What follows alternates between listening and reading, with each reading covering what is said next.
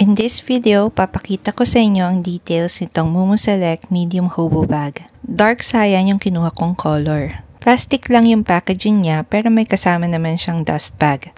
Ganito yung itsura ng PU leather material niya. Makapal siya and malambot. Okay rin ang mga stitching ng bag.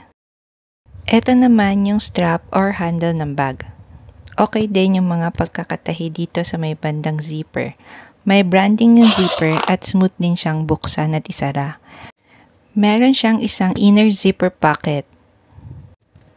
Meron din siyang isang open pocket. Approximately 16 inches ang length niya at 8 inches ang height.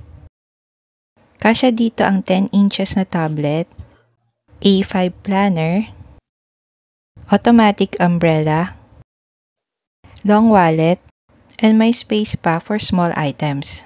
Masaya ako sa bag na to kasi ang ganda ng quality niya for such an affordable price.